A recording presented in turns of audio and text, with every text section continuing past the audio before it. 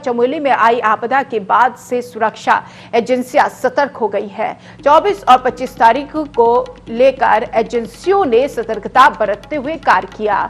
तपोवन में NTPC barrage के मुख्य फाटकों के सामने आए बड़े चट्टान और मलबा को ब्लास्ट से हटाने की कोशिश की गई, जिससे धौली गंगा का जलस्तर बढ़े तो पानी मुख्य फाटक के रास्ते निकल जाए और मुख्य बैराज क्षेत्र टनल की तरफ पानी का बहाव न आए।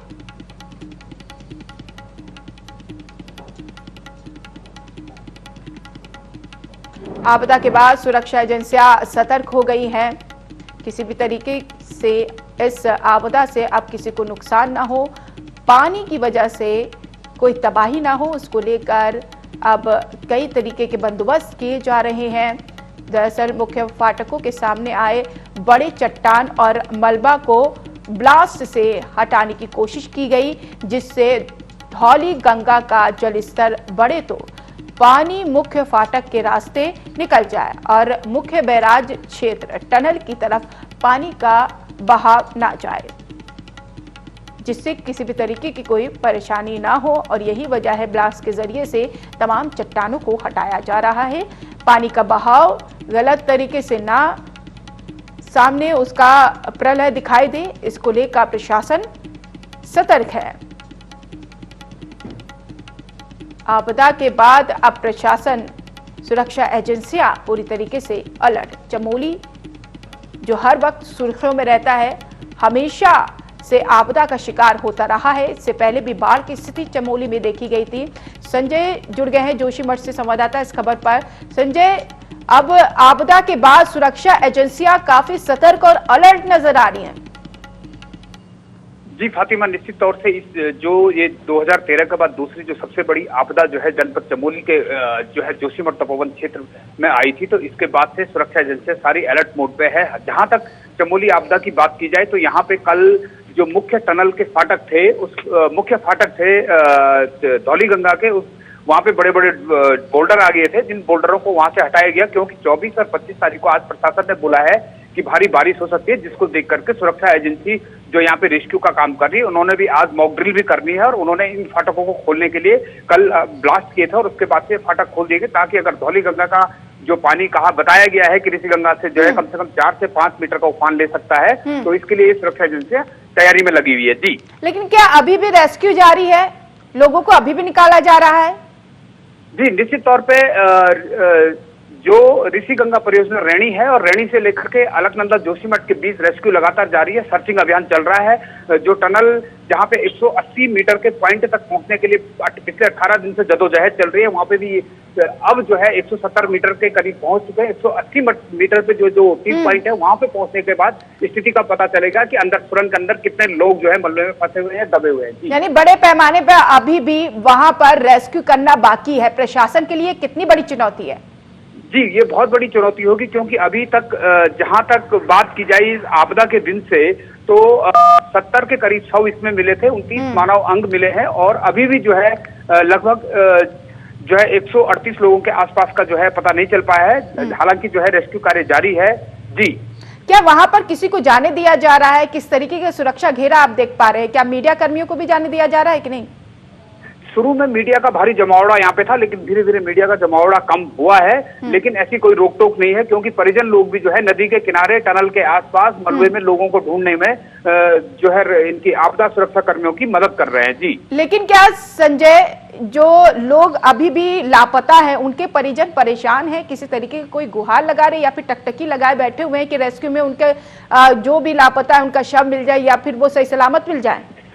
जी, निश्चित तौर पे टकटकी परिवार वाले टकटकी लगाए बैठे हैं कि चाहे वो जो है जिंदा मिले या चाहे उनके शव मिले, पर कुछ ना कुछ उनको हासिल हो जाए, ताकि वो जो हिंदू रीति रिवाज के परंपरा के अनुसार अपना जो है आगे के संस्कारों को पूर्ण निर्वहन कर सके। इसके लिए परिजन जो है हताश तो है, लेकिन शव का इंतजार कर रहे हैं। लेकिन संजय, अब तक कितने लोग लापता है, क्या जानकारी है? अभी तक 138 के आसपास लोग जो है लापता है। 205 जो है टोटल इस आपदा में जो एफआईआर जोशीमठ थाने में हुई थी, 205 के करीब हुई थी। 70 लोग जो है इसमें से मिले हैं और इनमें से 40 शवों की शिनाख्त की गई थी जी, लेकिन 30 शवों का शिनाख्त नहीं हो पाई थी, तो इनके डीएनए लिए गए हैं, मानव अंगों के डीएनए और परिवारों के डीएनए जो CFSL लैब देहरादून में यहाँ पे ले लिए गए हैं। इसके अलावा जो है अभी भी ठीक है, सर्चिंग अभियान जारी है। चलिए संजय, बने रहिए हमारे साथ, लौटेंगे आपके पास। विषम परिस्थितियों और मौसम में SDRF जवानों और ग्रामीणों ने झील का मुहाना तोड़कर पानी के दबाव को कम किया है।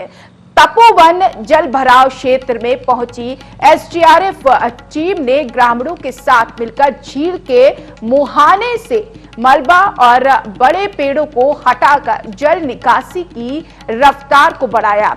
DM, DIG, SDRF और अपर मुख्य कार्यकारी अधिकारी इस दौरान मौजूद रहे। SDRF मॉनिटरिंग टीम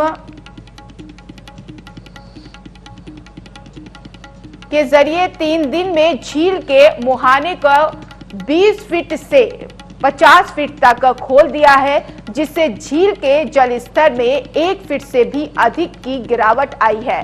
वैज्ञानिकों के 10 सदस्यीय दल के साथ SDRF के 7 कर्मी और कुछ पोर्टल जल भराव क्षेत्र में रुके हुए हैं, जहां वैज्ञानिकों ने झील से उत्पन्न खतरे का आंकलन कर उसके निराकरण की सलाह दी है। संजय संवाददाता जुड़े हुए लगातार। संजय, अब देखिए पूरी तरीके से पानी की निकासी सही तरीके से हो, यहाँ पर टीमें भी लगी हुई है और आम लोग भी लगे हुए हैं। जी फातिमा, निश्चित तौर पे जो ये आपदा आई थी उसके बाद से जो है ऋषि गंगा का जो पुंग गेठा नामक स्थान है, जहाँ पे नंदा देवी और ये त्रिशूली, नंदा घुंगुटी और रोटी गाड़ आती है, ये यहाँ पे ब्लॉक हो गया था, वहाँ पे हल्की निकासी थी। SDRF और स्थानीय लोग जो है लगातार यहाँ पहुंचे और उनके बाद इन्होंने इस झील के मुहाने को, जो पेड़ थे, पत्थर थे, इनको काट करके और इनको अलग करके 20 से फीट के आसपास चौड़ा कर दिया, जिससे जल की निकासी अब जो है काफी तेजी से हो रही है। तो 1 फीट के लगभग जो है ये झील का जो गहराई थी वो कम हो गई है जी। क्या खतरा अभी भी बना हुआ है? लेकिन जब यहाँ पर जल की निकासी की जा रही है तो कौन कौन मौजूद है, क्या देख पा रहे हैं आप? जी, जहां तक यहाँ पे जो है SDRF के आला अधिकारी जो है यहाँ पहुंचे हैं, इसके अलावा ग्रामीण यहाँ पे पहुंचे हैं, तो इनके सामने, और इसके अलावा ITBP यहाँ पे पहुंची थी, एयरफोर्स यहाँ पे पहुंची थी, नेवी यहाँ पे पहुंची थी। इन लोगों की आपस में सलाह मशवरे के बाद इस झील को जो है इसके दबाव को कम किया जा रहा है। तो आगे जो वैज्ञानिक है, पूर्व वैज्ञानिक है, ग्लेशियोलॉजिस्ट जो डॉक्टर DP डोभाल, उन्होंने भी कहा है कि झील से अभी कोई ऐसा खतरा तो नहीं है, लेकिन इस पे मॉनिटरिंग की जानी जरूरी है जी। लेकिन सुरक्षा के लिहाज से कि कोई भी किसी भी तरीके का इस बीच, क्योंकि ये रिस्की काम है, कोई हादसा हो जाए या फिर किसी को कोई बहाव के चपेट में आ जाए, उसको लेकर क्या कुछ इंतजाम है? जी, जहां तक जो है सुरक्षा की दृष्टि से देखा जाए तो इसीलिए जो है डिजास्टर मैनेजमेंट के लोग ही इस झील को खोल रहे हैं। केवल जो स्थानीय लोग जो है उस पॉइंट तक इनके साथ गए हुए हैं ताकि वो दिखा सके, क्योंकि स्थानीय लोगों को पता है कि झील कैसे बन रही है, तो इसको दिखाया गया। बाकी SDRF जो है अपने पूरे माउंटेनिंग जो एक्सपर्ट्स हैं वही लोग इसको खोलने का काम कर रहे हैं। तो क्या लगता है संजय, कब तक स्थिति सामान्य हो जाएगी? जी, जहां तक ऋषि गंगा के जो ये झील बनने की है तो ये धीरे धीरे सामान्य हो जाएगी, ऐसा अनुमान है, क्योंकि अब काफी ज्यादा इसको खोल दिया गया है, इस मुहाने को, तो ये बहुत जल्दी ये ठीक हो जाएगा। हालांकि जो आज और कल जो अलर्ट बताया गया है उसको लेकर के जो है चेतावनी तो है, लेकिन मतलब एक शकून की बात यह है कि आज जो है पूरा तपोवन घाटी और जोशीमठ घाटी में चटक धूप है, कहीं भी बादल नहीं है, तो लगता है कि इस तरीके की कोई आपदा दोबारा से नहीं आएगी जी। लेकिन संजय, जो आम लोग यहाँ पर आकर मदद कर रहे हैं, उनकी कैसा सहयोग देखा जाए? क्या वो लोग हैं जिनके परिजन अब तक नहीं मिले हैं, लापता हैं, या फिर कोई नॉर्मल लोग हैं आके खुद अपने हिसाब से मदद कर रहे हैं?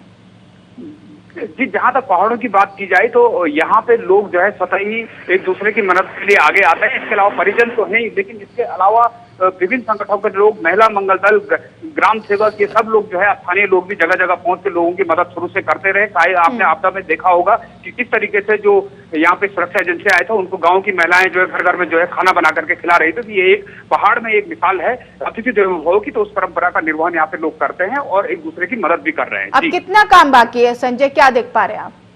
झील का काम लगभग आज इन्होंने काफी खोल दिया, कुछ और खोलने की ये कोशिश करेंगे आज, तो इससे ज्यादा कुछ नहीं होगा, क्योंकि अब पानी की निकासी प्रचुर मात्रा में हो रही है। अभी फिलहाल वैज्ञानिकों के 10 सदस्य दल के साथ एसडीआरएफ पहुंचे हुए हैं, तो उनका क्या काम आप देख पा रहे हैं?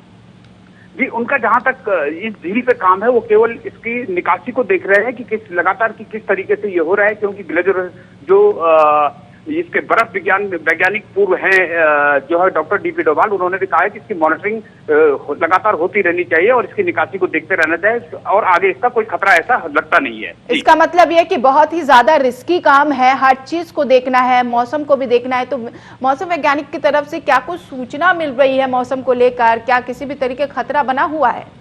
जी, मौसम विभाग की जहां तक बात करें तो उन्होंने 24-25 का अलर्ट दिया था, लेकिन ऐसा कुछ यहाँ पे अभी अलर्ट का असर दिखाई नहीं दे रहा है। चटक धूप पूरे घाटी में है। रेस्क्यू में पूरे जोर शोर के साथ जो है एनडीआरएफ, आईटीबीपी, एसडीआरएफ, सेना और स्थानीय प्रशासन, लोकल पुलिस सारे जो है जोश खरोश के साथ जो है इस आज जो है लगे हुए हैं। जी, पानी की निकासी हो या फिर पेड़ को हटाना हो, कितनी मशक्कत करनी पड़ रही है?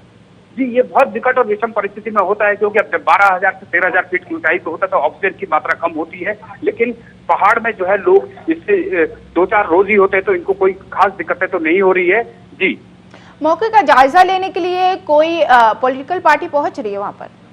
जी, पॉलिटिकल पार्टी को लेकर के शुरू से यहाँ पे लोगों में जो है नाराजगी रही है, क्योंकि यहाँ पे कई तरीके के लोग आते रहे, कई तरीके से अपने बैनर लगाते रहे, तो इससे पॉलिटिकल पार्टियों में जहां तक बात करें तो विधायक यहाँ पे लगातार कैंप करते रहे। इसके अलावा जो है मुख्यमंत्री यहाँ रहे, डटे रहे, लेकिन अब सब कुछ सामान्य हो रहा है। तो जो प्रशासन है और जो सुरक्षा एजेंसी है वही अपना काम कर रही है फिलहाल। शुक्रिया संजय तमाम जानकारी के लिए। जोशीमठ से संजय संवाददाता इस खबर पर जुड़े, तमाम जानकारी देते हुए।